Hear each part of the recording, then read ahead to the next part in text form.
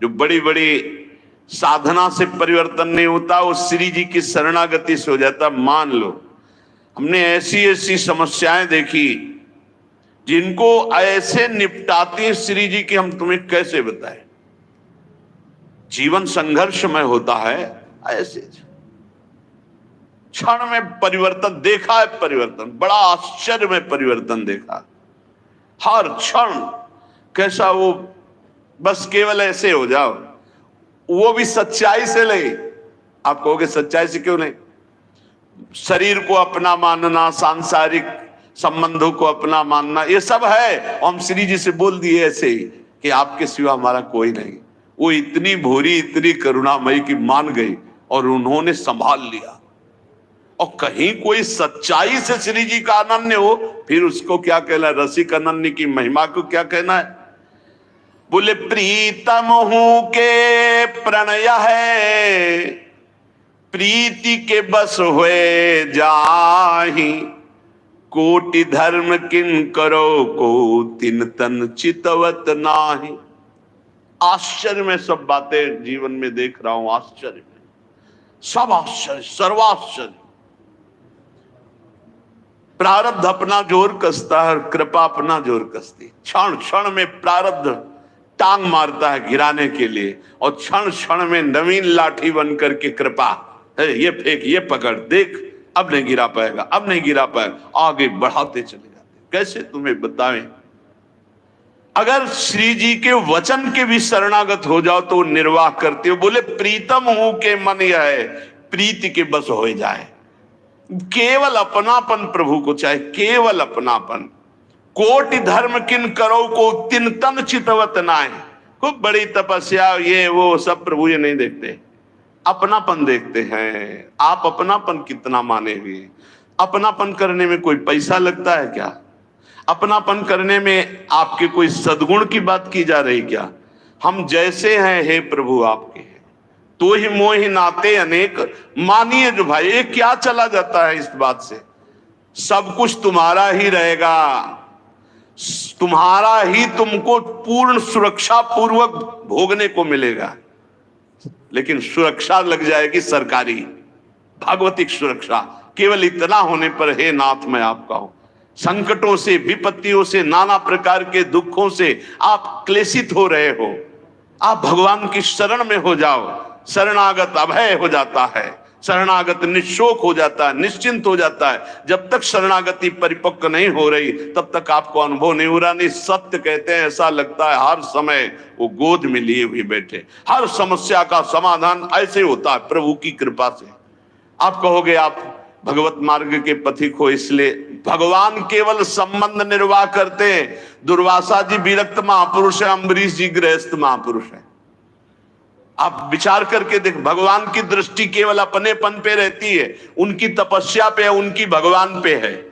क्या आप अपनी दृष्टि भगवान पर नहीं कर सकते? मेरे प्रभु, मेरे श्री कृष्ण, मेरे हरि, मेरे राम, मेरे शिव, जो नाम रूप लो वही है, दूसरा तत्व नहीं है।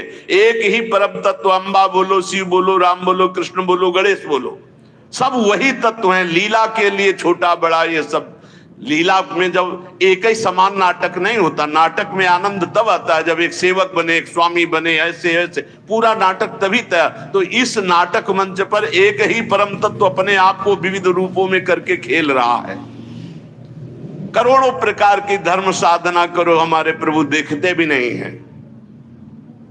लेकिन प्रेम जरा सा आप कर लो तो बिक जाते हैं। ऐसे प्रेमी स्वभाव हमारे प्रभु का है। एक प्राण मन दोई तन, अखियन की सी प्रीति, यद्यपि न्यारी रहत है, देखत ये कहीं रीति। हमारे श्री लाडली लाल कहने को दो हैं, दो तन में एक प्राण, दो तन में एक मन, जैसे दो नेत्रों में एक दृष्टि, ऐसे हमारे प्रियालाल हैं।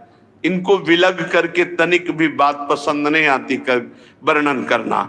ये कहने मात्र को श्यामा श्याम है एक ही प्राण, एक ही मन, दो तन। ये रहस्य समझ में आ जाए। बड़े कृपालु हैं, जब बाहां जोरी लटकते हुए प्रेम में चलते हैं। रसिक जन देखते हैं कोटि कोटि ब्रह्मांडों का सुख भी फीका लगने लगे इनकी एक झांकी में। बाहा जोरी चलत दो रसिक लाडली लाल, देखो ऐसी भांति छवि चितवन नैन विशाल, अवगुण करे समुद्र सम गणत न अपनो जान, राई के सम भजन को मानत मेरु समान। ये लाडले लटकते हुए जब प्रेम रस में और एक झांकी मिल जाए तो चितवन मात्र से अनंत जन्मों के कर्म बंधन कटकर प्रेम सुख में डूब जाए। श्री जी की शरणागति में एक सबसे बड़ी महिमा की बात है कि अगर चूक पे चूक होती चली जाए, समुद्र के समान अपराध बन जाए, तो श्री जी हमारा शरणागत है ऐसा जानकर मानती नहीं कि अपराध किया है।